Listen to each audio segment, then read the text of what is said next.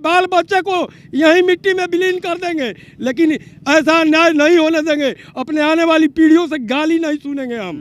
जी यदि हम लोग भोले भालेपन थे, हम लोग को पता था, महाराज जी बताया कि हम लोग को उस समय ज्ञान था नहीं था, हकीकत में ज्ञान नहीं था कि हम लोग आरएनआर पॉलिसी क्या होता है। जैसे बन रहा है वैसे वैसे आप लोग का ज्ञान खुल रहा है वैसे जी अब तो पेपर मिलते जा रहा है, निकलते जा रहा है, कि क्लू निकलते जा रहा है। अब पढ़े लिखे लोग भी आ गए हम लोगों के साथ। उस समय अनपढ़ लोग, हम गार्जियन थे, वही लोग। ये वही चौसा पावर प्लांट है जहां पर लगातार किसानों के द्वारा धरना प्रदर्शन जारी है और इसका 2023 में विधिवत रूप से शुभारंभ करना है। लेकिन 2023 से पहले जिस प्रकार से कार्य है उस कार्य को लेकर तमाम तरह का सवाल खड़ा हो रहा है। हम लोग तो कानून का पालन करने वाले लोग हैं, कानून को तोड़ नहीं सकते, कानून को तोड़ेंगे क्यों? यहाँ के जो गार्ड हैं उनसे पहले बात करते हैं, उनके अधिकारियों को सूचना दिलवाते हैं, उसके बाद यहाँ के और किसानों की जो समस्या है उस समस्या पर बात करेंगे। इनका कोई ना कोई निष्कर्ष निकालने के बाद की जा गया कि लगातार 50 दिनों से यहाँ पर तमाम यहाँ के जितने भी किसान हैं, आप देख सकते हैं हर एक किसान प्रतिदिन इस गेट पर धरना प्रदर्शन कर रहे हैं और धरना प्रदर्शन करने के साथ अपनी मांग, आखिर कौन वो मांग है जिसको अभी तक ये जो इतना बड़ा भारत का दूसरा सबसे बड़ा पावर प्लांट अभी तक इसको पूरा नहीं कर पाया और लगातार जो काम कर रहा है, काम आखिर किस तरह से कर रहा है? आखिर किसान के साथ पहली वार्ता हुई थी जिस पे अभी तक कोई असर नहीं हो पाया, यानी किसान 50 दिन से फिर धरना देने के क्या नौबत आ गई। और यहाँ से लेकर तमाम आप देख सकते हैं जहाँ से पावर प्लांट है हर कोने चौराहे पर किसान धरना प्रदर्शन और तिरंगे के झंडे के नीचे धरना प्रदर्शन करना शुरू कर दिए। यानी फर्स्ट टाइम आप लोग ज़मीन दिए थे, उस टाइम ज़मीन देने के साथ आपकी क्या वार्ता हुई थी? इतने बड़ा प्लांट शुरू होने वाला है और लगातार आप लोग धरना दे रहे हैं, जिसके साथ बक्सर का नाम भी धूमिल हो रहा है, इस प्लांट का नाम धूमिल हो रहा है और आप लोग का भी नाम धूमिल हो गया। आप लोग कैसे किसान हैं कि दे दिए उसके बाद रो रहे हैं? देखिए सर, हम लोग तो ये जानते हैं कि ये कंपनी सरकार के लोग जो कहते हैं वो सही कहते हैं। हम लोग किसानों के साथ ऐसा बड़ा अन्याय नहीं करेंगे। उस समय इन लोगों ने कहा कि आप लोगों को बहुत डेवलप कर दिया जाएगा कि यानी मुंह से कह के लिखित में कह के दिया आपको? मौखिक बंद कमरा में कहे थे या लिखित दिए थे? खुला में कहे थे ये कि ऐसा किया जाएगा कि आप लोगों को, हमने कहा, पूछा कि क्या आप लोगों को चाहिए। हम लोग कहा कि यहाँ के शिक्षा चाहिए, हम लोगों को बढ़िया शिक्षा मिले, स्वास्थ्य सुविधा बढ़िया मिले, इसी तरह से हम लोगों को रोजगार मिले, किसान और मजदूरों दोनों को रोजगार मिले। जो हमारे साथ काम करते हैं मजदूर, उनको भी व्यवस्था किया जाए। इन लोगों ने लिखित रूप में आश्वासन दिया कि 60% निर्माण कार्य में लगने वाले मजदूर स्थानीय होंगे और रैयत के बच्चों को सी और डी ग्रुप की नौकरी सुरक्षित रखी जाएगी, जो कि सी और डी ग्रुप की नौकरी। जी सर, चलिए बहुत अच्छा, सी और डी ग्रुप की नौकरी। जी जी। हाँ, यानी वो वहाँ भी लात मारना ही है? जी वहाँ तो बिल्कुल लात मार दिए, एक भी नहीं दिए वहाँ। ये जो हमारे गैर रैयत जो मजदूर हमारे थे उनके जगह पर रैयत के बच्चों को दिया गया और मजदूरों को 1% भी नहीं दिया गया। जितने ये लोग वर्कर है यहाँ पर, कितने % यहाँ बक्सर के वर्कर हैं और कितने रियायती जमीन वाले लोग वर्कर हैं? रैयत जमीन वाले तो हमको लगता है 1% होंगे। 1%? जी जी जी 1% होंगे। और हमको लगता है कि हमारे जिले के मजदूरों में कम से कम 10-15% की भागीदारी हो सकती है। इतने बड़े प्लांट के कितना कहाँ से मजदूर आए हैं? ये सब उड़ीसा, केरला, गुजरात, आंध्र प्रदेश, महाराष्ट्र, ये चारों तरफ देश के लोग आए हैं, क्योंकि इन लोगों को पैसा 2 महीना काम खटा के और पैसा नहीं देना है। ये लोगों को रातों रात ठेकेदार जो आता है और डंडा से मार के और भगा देता है, पैसा भी नहीं देता है, लूट लेता है। तो ये लूट की नियत से स्थानीय लोगों को तरजीह नहीं देते हैं। हर बार धरना देते हैं, प्रदर्शन देते हैं, फिर कैसे मान जाते हैं? कैसे गेट आपका खुल जाता है? आखिर क्यों खुल जाता है? आपका जिला प्रशासन सर 5-5 बस इस प्लांट को मदद करने के लिए खड़ा है। हम लोगों को पीटा गया, आप पता होना चाहिए। 1 तारीख के 1 बजे रात में हम लोगों के ऊपर लाठियां बरसाई गई, जिसका CCTV फुटेज जो है आपके सामने रखा गया है। तो इस तरह का ये लोग काम करते हैं। हम लोग अपनी आवाज़ को सही ढंग से रख नहीं पाते हैं। हम 5 साथी गए थे अपनी बात को रखने के लिए, जहाँ से मुझे उठा लिया गया और ले जा करके महिला थाना और ST थाने में बंद किया गया। जब यहाँ आंदोलन हमारे किसान और मजदूरों ने किया तो उसी समय हम लोगों को थाने के अंदर बेल पर बाउंड पर भर के छोड़ना पड़ा। हाँ, इसलिए कि आप धरना प्रदर्शन देंगे तो फिर उठा कर रख दिया जाएगा। जी सर, जी जी धमकी देते हैं लोग, लेकिन हम लोग डरने वाले नहीं हैं। अरे ऐसे ही मर रहे हैं वैसे भी मरेंगे। तो अधिकार लेके मरेंगे, अपने बाल बच्चों से गाली नहीं खाएंगे, आने वाले जनरेशन से गाली नहीं खाएंगे। इसलिए हम लड़ाई को अंजाम तक पहुंचाएंगे, चाहे गोली लगे या कुछ भी हो, हम परवाह नहीं करने वाले हैं। हमारे किसान मजदूरों को अधिकार मिलना चाहिए। इतनी मोटी फाइल लेकर बार बार आप घूमते रहते हैं, लोगों को दिखाते हैं, हर बार जब भी देखते हैं तो मीडिया वाले के लोग को खोलने से चालू कर देते हैं। और इतनी मोटी फाइल में आखिर क्या है, इसमें क्या क्या है जो चीज़ें जो लोग आम पब्लिक नहीं जानती है, इसमें लिखा है वो चीज़ आपको नहीं मिल पाया है कि क्या इतनी है? जब भी हम देखते हैं आप मोटी वाली फाइल खोल देते हैं। जी हाँ, इसमें सिर्फ आपको ये दिखाना चाहेंगे कि इस बार हमारी जो लड़ाई है उसका हमारी लड़ाई का एकमात्र आधार कानून सम्मत मांग एवं अधिकार। पिछली बार अभी जो भैया बता रहे थे, पिछली बार जो अधिग्रहण किया गया 1058 एकड़ जमीन का, उस समय किसी को कानून की जानकारी नहीं थी कि हमारा हक कितना है, अधिकार कितना है। जो भी रोजगार की बात हुई, जो भी मुआवजे की बात हो रही है या जो भी क्षेत्र के विकास की बात हो रही है, सारे के लिए वो कानून में बंद किया हुआ है कि हमको कितना मुआवजा मिलना चाहिए, उसका क्या आरएनआर पॉलिसी का लाभ होना चाहिए, क्या सीएसआर फंड। आप 50 दिन से धरने पर बैठे ना सर, ये फाइलें 50 दिन से आप लेके धरने पर बैठे हैं, जो कानून सारे आपने लिख के रखा है इसमें। 50 दिन में एक बार भी यहाँ के वरीय अधिकारी, यहाँ के सांसद, यहाँ के विधायक आपके बातों को सुनने के लिए आए? यहाँ के जो वरीय अधिकारी है, कभी आपके साथ बैठ के वार्ता करने की कोशिश की है? कभी भी की है आपसे? देखिए सर, वार्ता क्यों करेंगे, उनके रिश्तेदार जो है, नातेदार उनके लगे हुए हैं इसमें ठिका करने में। अधिकारियों के लोग लगे हुए हैं रोजगार में इसमें, तो वो हमारी मदद क्यों करेंगे? हर अधिकारी के घर में एसी और गाड़ियां जो घूम रही है, उनकी बीवी लोग बाजार करने के लिए नई नई गाड़ियां मिली है एसजेवीएन से, तो हमारा मदद क्यों करेंगे? जिलाधिकारी महोदय कभी मिले थे आप लोगों से? जी बहुत बार जिलाधिकारी, ये लोग यहाँ धरना पर मिले थे? जी जिलाधिकारी महोदय धरना पर नहीं आए, ऑफिस में बुला करके मिले और उन्होंने धमकी दिया डीएम साहब जी कि कानून को हम कानूनी कार्रवाई करेंगे, सख्त से सख्त कार्रवाई करेंगे। जी तो आप कानूनी कार्रवाई से डर जाते हैं? क्यों डरेंगे? हर बार डर जाते हैं? नहीं, हर बार डरते हैं? लोकतंत्र में हम हर बार डरते हैं? जी नहीं, हर बार डरते हैं? नहीं डरते। इतने बड़ा प्लांट को कैसे चालू करवा दिए महाराज? जी चालू नहीं करवा रहे थे, अब हमारे बच्चे पढ़े लिखे साथ में आ गए, इसलिए हम लोगों को सारा कानून का जानकारी होने लगा। क्या है सर, पूरी जानकारी आप बताइए, थोड़ा विधिवत बताइए, लोग को जानकारी हो जाए कि यही कारण है, यही रीजन है हम बार बार यहाँ पर प्रदर्शन करते हैं। बार बार की अगर बात की जाए तो इसको आप 2 चरण में देखिए।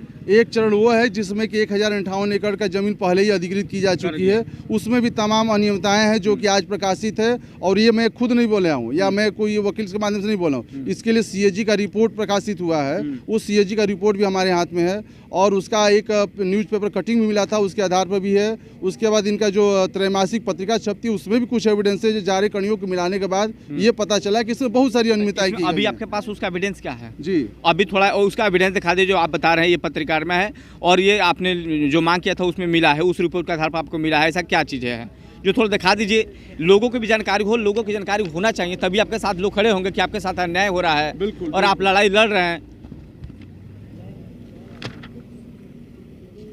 इनकी त्रैमासिक पत्रिका है। हाँ। यहाँ पर लिखा हुआ है कि अभी इसको 2 चरण में इसलिए कहा कि एक हुआ कि land for main plant area, इसके लिए 1058 एकड़ का जमीन लिया गया और इसमें यहाँ पर लिखा हुआ है कि अमाउंट भी लिखा हुआ है कि कितना अमाउंट इसके प्रति दिया गया। यानी अमाउंट तो कर दिया और इतना अमाउंट आपको प्राप्त नहीं हुआ, मैं बता यानी रहा हूं, समथिंग कितने अमाउंट का घोटाला हो चुका है लैंड में। कंपनी के द्वारा बिहार सरकार को करीब 34 लाख कुछ रुपया पेमेंट किया गया प्रति एकड़ के हिसाब से।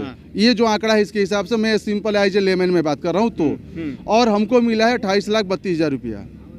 34 लाख था, 28 लाख 34 लाख रुपया सरकार को भुगतान हुआ है, हमको मिला 28,32,000 रुपया।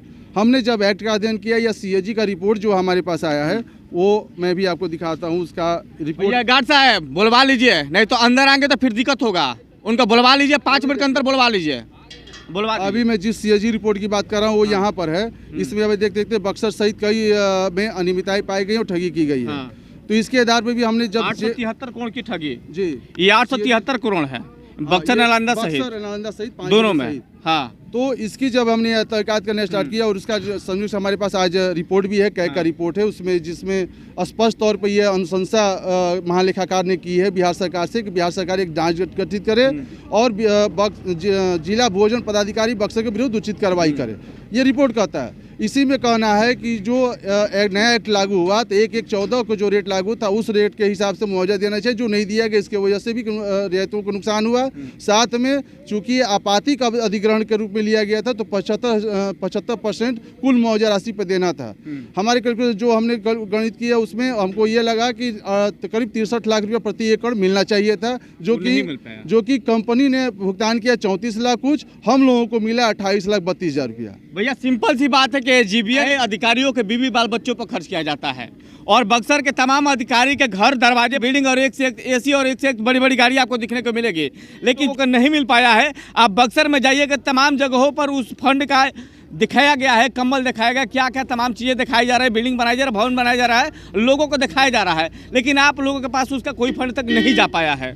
नहीं, हमारे क्षेत्र में अभी एक्स का एक भी इम्प्लीमेंटेशन नहीं हुआ। 163 एकड़ जमीन ग्रीन बेल्ट एरिया डेवलप करने के लिए किया गया है, लेकिन पूरे क्षेत्र में एक पेड़ आज तक नहीं ग्रीन बेल्ट के लिए लगाया है। बल्कि हमारे जो बाग बगीचे थे, जो इनका अधिग्रहण के पूर्व बचे हुए थे, उनको भी चारों ओर गड्ढा खोद करके उनको भी गिरा दिया गया।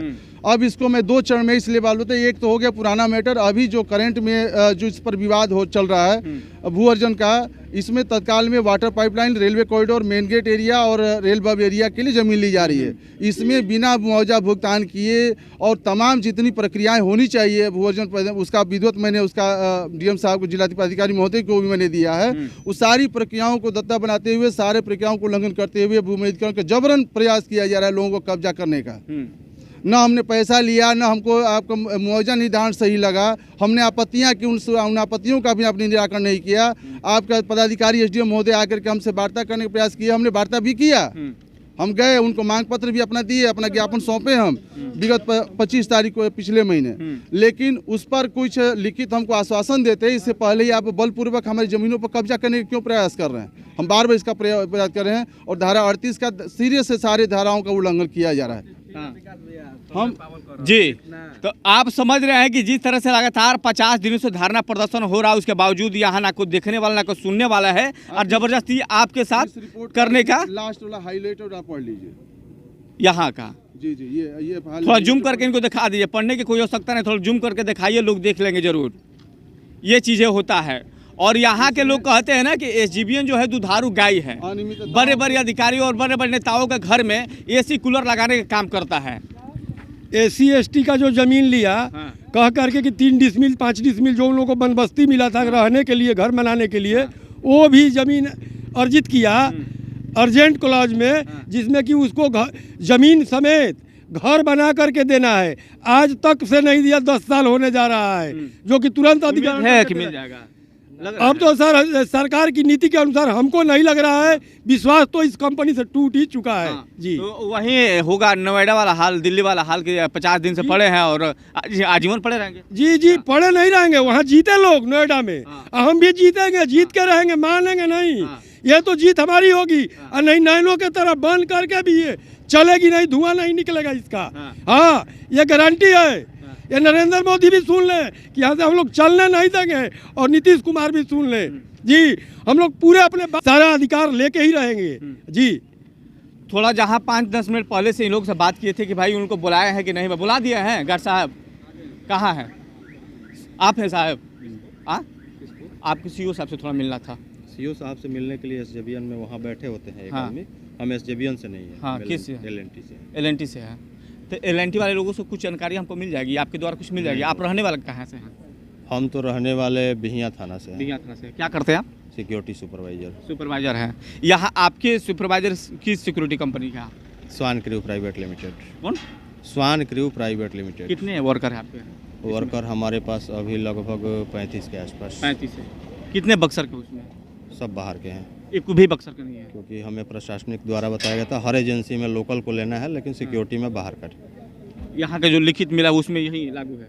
लिखित वाले बात हम नहीं जानते हैं। लिखित वाला यानी आपके जो सिक्योरिटी एजेंसी है, इस चीज़ में जो भी बात करना है एसजेबीएन के पदाधिकारी उसमें बैठे रहते हैं, एक आदमी कस्टमर पॉइंट पे, वो बताएंगे जो भी। कस्टमर पॉइंट पे चलते हैं भैया। कस्टमर पॉइंट कौन है जहाँ से सारी जानकारियाँ मिलती है? कस्टमर पॉइंट कौन है यहाँ? कस्टमर पॉइंट कौन बैठे हैं? एसजीबीएन के लोग कहाँ बैठते हैं इसमें? यही है ये, इसमें एसजीबीएन के लोग बैठते हैं। एक कंटेनर में एसजीबीएन के लोग बैठे रहते हैं जो जानकारी देते हैं, और जो जानकारी अभी तक हम लोग को नहीं मिल पाया है, ये जानकारी यहाँ से शायद मिल जाएगी। सर है क्या? सर कुछ जानकारियाँ लेना था सीओ साहब से मिलने के लिए, शायद आपसे अनुमति लेना पड़ता है, उसके बाद ही अंदर जाने की अनुमति मिलती है। कहाँ से हैं? बक्सर से आए हैं सर। सीओ साहब आज के डेट में प्लांट में है नहीं। कौन है उनके उत्तराधिकारी, कौन है अभी? ऑब्सेंट है या बाहर है, कहाँ? वो अभी उनके पीएस मेरी बात हुई थी तो बोले कि इस हफ्ते भर नहीं है। इस हफ्ते भर नहीं है जी, तो सीओ साहब से टेलीफोनिक बात हो जाएगी? तो उनका नंबर आपके पास हो तो आप बात कर सकते मेरे पास हैं। तो नहीं, आपके पास उपलब्ध है तो दिलवा दीजिए। तो नंबर हम नहीं दे सकते ना उनका। नंबर नहीं दे सकते हैं? नहीं कोई उत्तराधिकारी है जो बात कर पाए किसी भी मैटर पे? नहीं, किसी भी मैटर, सब मैटरों पर अलग अलग आदमी होता है बात करने के लिए। अभी भूमिहीन वाले मैटर पर बात करना है मुझे और यहाँ के कर्मचारियों को लेकर बात करना है। बैठ जाए ना, एक मिनट आपसे मैं बात कर रहा हूँ अभी।